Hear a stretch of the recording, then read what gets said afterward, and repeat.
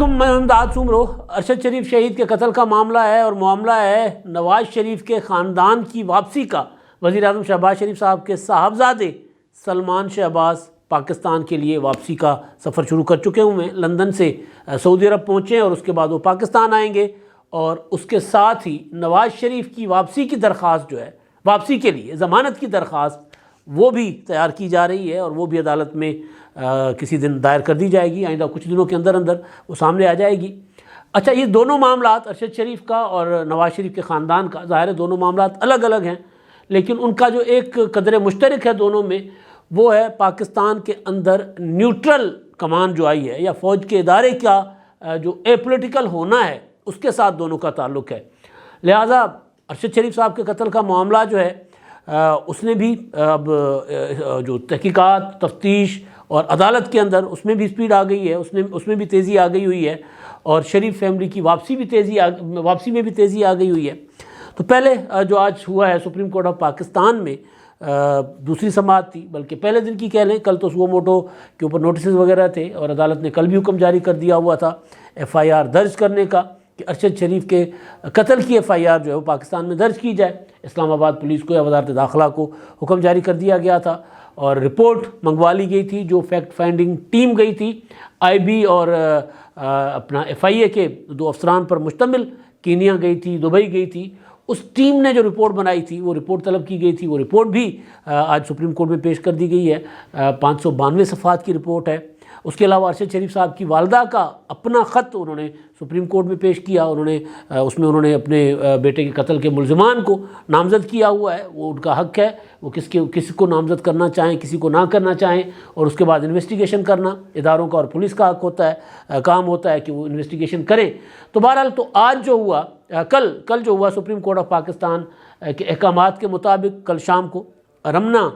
تھانہ اسلام آباد، وہاں پر FIR درج ہو گئی، اور جن 3 لوگوں کو نامزد کیا گیا FIR میں، سپریم کورٹ آف پاکستان نے وہ جس رپورٹ کی بنیاد پر نامزد کیا گیا ہے، وہ فیکٹ فائنڈنگ کمیٹی کی رپورٹ جو ہے، اس پر اطمینان کا اظہار کیا۔ پہلے عدالت نے جو حکومت یا وزارت داخلہ کی جو کارروائیاں تھیں، کارکردگیاں تھیں، اس پر اطمینان کا اظہار نہیں کیا تھا، مگر آج جب ان کے سامنے رپورٹ پیش کر دی گئی اور پھر FIR میں جن لوگوں کو نامزد کیا گیا ہے، تو سپریم کورٹ نے کہا کہ جی آغاز ہوتا ہی انہی سے ہے۔ یعنی ایک خرم ہیں، ان کے بھائی وقار ہیں، اور کوئی طارق وسیع صاحب ہے۔ تینوں کا تعلق کراچی سے ہے، اور تینوں کا کوئی نہ کوئی لنک جو ہے وہ بتایا جا رہا ہے مبینہ طور پر سلمان اقبال کے ساتھ ہے۔ ARY کے جو مالک ہے سلمان اقبال صاحب، ان کے ساتھ ہے، اور سلمان اقبال کا اس معاملے کے ساتھ گہرا تعلق ہے۔ میں یہ نہیں کہہ رہا کہ اس میں ملوث ہیں یا نہیں ہیں، وہ تو جب انویسٹیگیشن سامنے آئیں گی، یہ تو حکومت کہہ رہی ہے۔ وزیر داخلہ رانا ثناءاللہ صاحب کہہ چکے ہوئے ہیں کہ سلمان اقبال کی طرف جا رہی ہیں، اپنا کھرا ان کی طرف جا رہا ہے۔ مگر اب جو نئی ڈیولپمنٹ آئی، آرمی چیف، سابق آرمی چیف قمر جاوید باجوہ صاحب نے 2 روز پہلے جو ان کی، بلکہ کل ہی ان کو منصور علی خان صاحب نے ان کا سورسز کے ذریعے جو انٹرویو کیا ہے، اس انٹرویو میں باقی جو باتیں تھیں، پولیٹیکل باتیں تھیں، لیکن ارشد شریف کے قتل کے معاملے میں انہوں نے بھی ایک انکشاف کیا تھا۔ انہوں نے کہا تھا کہ ان کو رات کو 2 بجے ارشد شریف کے کینیا میں قتل ہونے کی خبر جو ہے وہ سلمان اقبال نے فون کر کے دی تھی۔ سلمان اقبال نے بتایا تھا کہ ارشد شریف کے ساتھ یہ واقعہ، یہ سانحہ ہو گیا ہوا ہے، کیونکہ ظاہر ہے وہ جو خرم، وقار اور طارق وسیع جن کا نام لیا جا رہا ہے، ان کا تعلق سلمان اقبال سے تھا۔ تو اگر جب سانحہ ہوا، یا جو فیکٹ فائنڈنگ رپورٹ کہہ رہی ہے کہ ارشد شریف کو ایک منصوبہ بندی کے تحت قتل کیا گیا، فیصل ووڈا کہہ رہے ہیں کہ منصوبہ پاکستان میں بنا۔ پہلے یہ کہا گیا تھا کہ ارشد شریف کا جو قتل ہے وہ شناخت کی غلطی کی وجہ سے ہوا ہے، تو شناخت کی غلطی کی وجہ سے ہونے والا قتل تو ظاہر ہے پھر پولیس اگر فائرنگ کرتی شناخت کی غلطی کی وجہ سے، یا مشکوک سمجھ کر گاڑی کے اوپر پولیس فائر کھول دیتی، تو اس میں تو ظاہر ہے دور سے فائرنگ ہوتی ہے، پھر اس میں جو گاڑی بھی چھلنی ہو جاتی ہوتی ہے۔ تو ارشد شریف صاحب کو جو فیکٹ فائنڈنگ جو رپورٹ ہے، اس میں یہ ہے کہ ارشد شریف صاحب کو جو گولی لگی ہے، کمر میں گولی لگی ہے، جو سینے میں لگی ہے، جو اوپر سے پار کر کے نیچے گئی، اس گولی کا نشان گاڑی کی سیٹوں پر نہیں ہے، یعنی جس سیٹ پر ارشد شریف بیٹھے ہوئے تھے اس پر بھی نشانات نہیں ہیں۔ تو فیصل ووڈا صاحب نے کہا تھا کہ گولی اندر سے چلائی گئی ہے، تو قریب سے گولی لگی ہے۔ تو اس طرح کے اشارے اس رپورٹ میں بھی ہیں، اور پھر وہاں کی پولیس کا مشکوک کردار، پھر یہ کہ وہ جو وقار خرم ان کا تعلق وہاں کی کینیا کی انٹیلیجنس اداروں کے ساتھ تھا اور انٹرنیشنل ایجنسیز کے ساتھ بھی ان کا تعلق ہے۔ تو معاملہ جو ہے ظاہر ہے وہ بڑے لیول کا ہے، بڑا۔ آج سپریم کورٹ آف پاکستان میں جیسے میں نے گزارش کیا کہ سپریم کورٹ نے جو ایف آئی آر ہوئی ہے اس پر سپریم کورٹ جو اعتراضات ہو رہے تھے اس کو سپریم کورٹ نے کوئی زیادہ ہوتا ہے نا کہ جی امپورٹنس نہیں دی، کیونکہ انہوں نے سپریم کورٹ میں جو ریمارکس آئے ہیں جج صاحبان کے وہ یہ ہیں کہ جو پہلا جو نامزد جو لوگ جو موجود تھے موقع پر ارشد شریف صاحب کے ساتھ جو تھے، ان کا جو پراسرار ہلاکت ہے، قتل ہے، انکاؤنٹر ہے، منصوبہ بندی کے ساتھ قتل کیا گیا، کچھ بھی ہے، لیکن چیز کی جب اگر تحقیقات ہوں گی تو آغاز جو ہے وہ خرم، وقار اور طارق وسیع سے ہوگا۔ لہذا سپریم کورٹ نے جو ایف آئی آر درج ہوئی ہے اس ایف آئی آر کے اوپر سپریم کورٹ نے کوئی بہت زیادہ اعتراضات یا تحفظات کا اظہار نہیں کیا۔ کل دوبارہ سماعت ہونی ہے۔ جہاں تک ارشد شریف صاحب کی والدہ کا معاملہ ہے، رفعت آرا علوی صاحبہ، ظاہر ہے جوان بیٹا، اس سے پہلے ایک بیٹا اور اس سے پہلے خاوند، مطلب ظاہر ہے 3 شہادتیں اگر ایک گھر میں تو انسان رہ جاتا ہے، کمر ٹوٹ جاتی ہے۔ اور مجھے تو وہ بیگم نصرت بھٹو صاحبہ جو ہیں وہ تو چلی گئی تھی کوما میں، چلی گئی تھی مرزا بھٹو کی شہادت کے بعد، اپنا کوما میں تو بعد میں گئی تھی لیکن وہ اپنے نہیں رہی تھی اس میں، ان کا جو ہوش و حواس میں نہیں رہی تھی، یادداشت ختم ہو گئی تھی۔ تو صدمہ تو بہرحال ماں تو ماں ہوتی ہے، ماں بے نظیر بھٹو کی ہو، ماں ارشد شریف کی ہو، ماں میر مرزا بھٹو کی ہو یا ماں ارشد شریف کی ہو، ماں تو ماں ہوتی ہے۔ تو بہرحال انہوں نے بھی، ان کے پاس بھی ایک الزامات کا ایک جواز ان کے پاس اپنے ہوں گے، تو انہوں نے بھی ایک خط لکھا تھا چیف جسٹس صاحب کو، اور انہوں نے دوبارہ آج جب عدالت میں تھی تو انہوں نے کہا کہ جی میرا جو الزام جن کے اوپر ہے ایف آئی آر سے میں مطمئن نہیں ہوں۔ ان کی فیملی نے، ارشد شریف نے کہا کہ ہم مطمئن نہیں ہیں، لہٰذا ایف آئی آر جو ہے وہ ہماری مرضی کے مطابق کاٹی جائے۔ انہوں نے کہا ٹھیک ہے جی آپ پولیس کو دے دیں اور پولیس اس معاملے کو دیکھ لے گی۔ تو اب اس میں نام جو ہیں جنرل قمر جاوید باجوہ صاحب کا نام ہے، جیسے میں نے گزارش کی نا کہ باجوہ صاحب کہہ رہے ہیں کہ مجھے تو سلمان اقبال نے بتایا تھا۔ تو وہ اپنا الزام جو ارشد شریف صاحب کی والدہ کا الزام ہے وہ ان لوگوں کے اوپر ہے، ان جنرل قمر جاوید باجوہ، پھر D G I S I, پھر کچھ اور افسران ہیں آئی ایس آئی کے اور فوج کے، ان کے اوپر ہے جن کے نام گاہے بگاہے عمران خان صاحب لیتے رہے ہیں۔ مجھے ایک دوست نے فون کیا تھا، سیاستدان ہیں اور عمران خان صاحب کے ساتھ رہے ہیں بڑا عرصہ، انہوں نے آج مجھے فون کیا اور ان کا کہنا، انہوں نے بہرحال ان کی اپنی ایک رائے تھی، میں اس سے، میرا اس سے متفق ہونا ضروری نہیں ہے، لیکن جب اتنے بڑے ہائی پروفائل مرڈر ہوتے ہیں، قتل ہوتے ہیں، تو اس کو کیا جاتا ہے، اس کو کیا ہوتا ہے، مس گائیڈ کیا جاتا ہے، وہ مطلب تفتیش کو بھٹکایا جاتا ہے۔ تو پھر اس طرح کی چیزیں اگر مطلب ماں تو ماں ہے نا، ماں کے کو اگر کوئی بتا دے کہ جی آپ، اور بیٹے کے اوپر پرچے بھی تھے، مقدمات بھی تھے، اور مقدمات ظاہر ہے اس دور میں تھے جس دور میں قمر جاوید باجوہ صاحب کے خلاف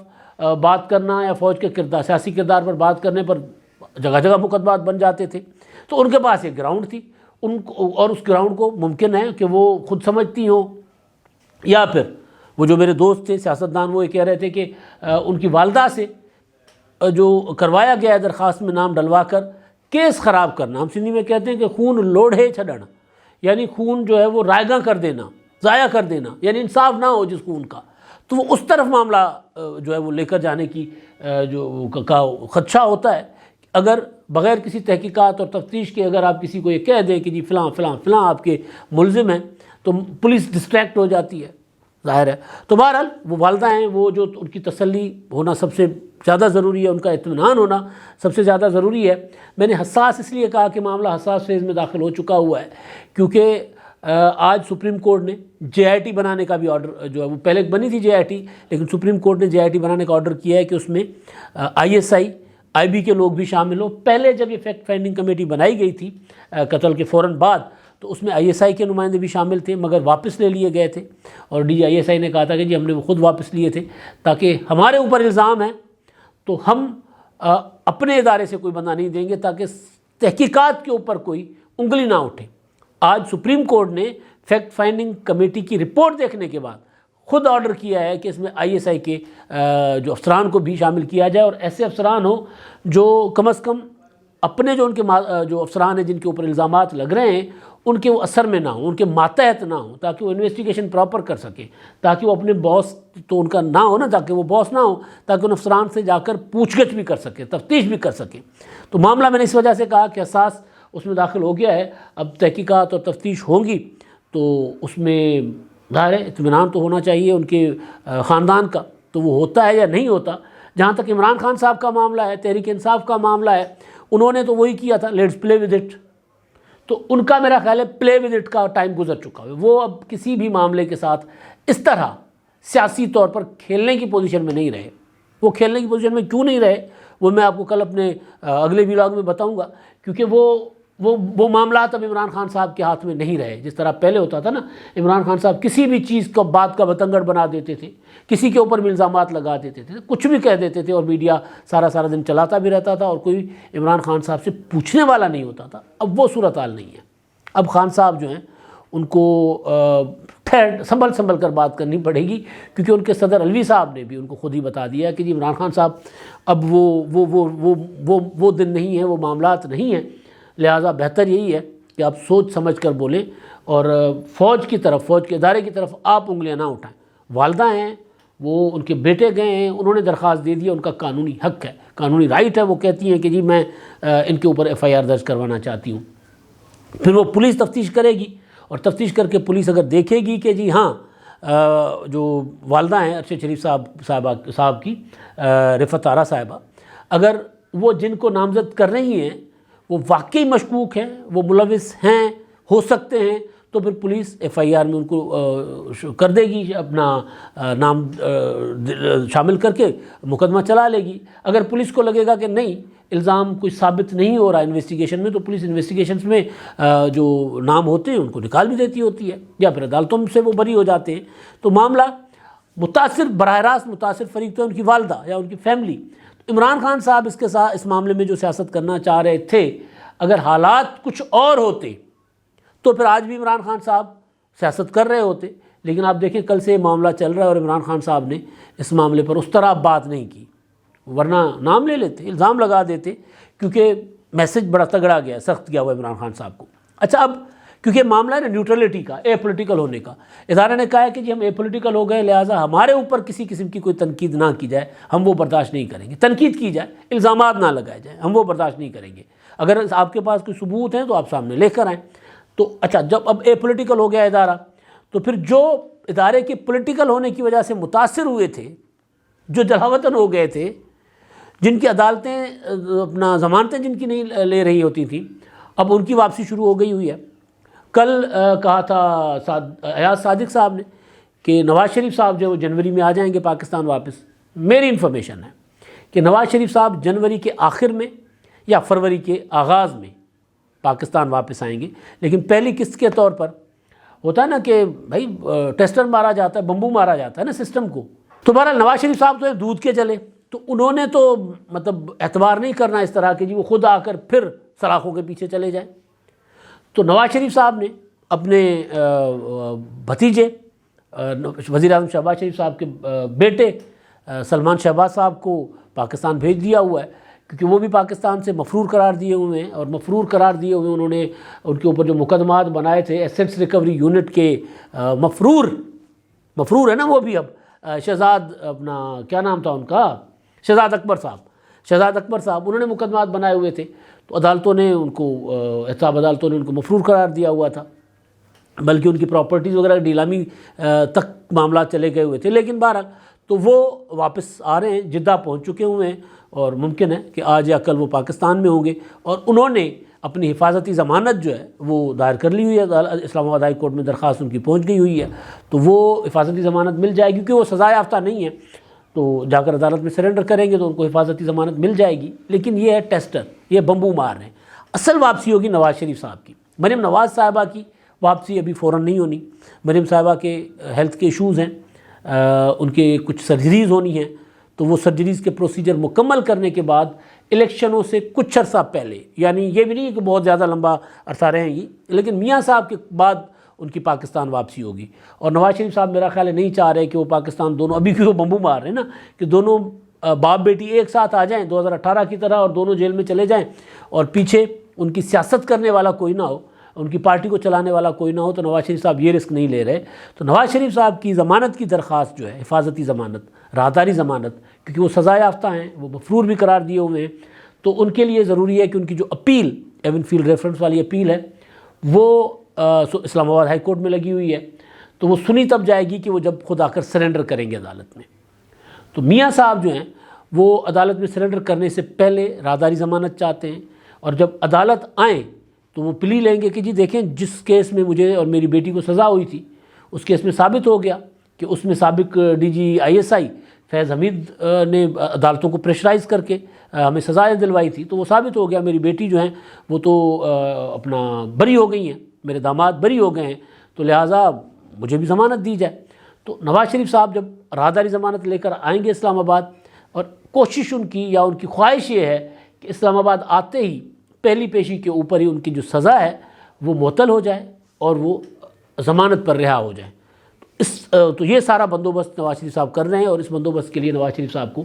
1-1.5 مہینہ مزید لگے گا، جس کی وجہ سے میں کہہ رہا ہوں کہ یا تو جنوری کے آخر میں آئیں گے، یا پھر فروری کے آغاز میں نواز شریف صاحب آئیں گے۔ لیکن اس کا معاملہ ہے اصل وہ یہ ہے کہ اب نظر آنا چاہیے، نواز شریف صاحب جو چاہتے ہیں کہ نظر آنا چاہیے کہ عدالتیں آزادانہ طور پر فیصلے کر رہی ہیں۔ جنرل باجوہ صاحب کے زمانے اور جب فیض حمید صاحب کے زمانے کی طرح یہ نہ ہو کہ عدالتوں کے اوپر کوئی JIT کے اندر کوئی بندے بیٹھے ہوں، پھر عدالتوں کے کمروں سے کوئی لوگ ڈکٹیشن دے کر ججوں کو نکل رہے ہوں، اور پھر میں آؤں اور پھر میں واپس جیل چلا جاؤں۔ تو یہ سین نہیں ہوگا، تو پھر نواز شریف صاحب آئیں گے، تو اس کے لیے نواز شریف صاحب نے بمبو شمبو مارنے کی کوشش کی ہے سسٹم کو، اور وہ بمبو ظاہر ہے سلمان شہباز کی شکل میں ہے، اور اس کے بعد نواز شریف صاحب خود واپس آئیں گے، اور ان کی واپسی جو ہے 1.5 مہینہ دور ہے، اس سے زیادہ دور نہیں ہے۔ اب تک کے لیے اتنا ہی، اللہ حافظ۔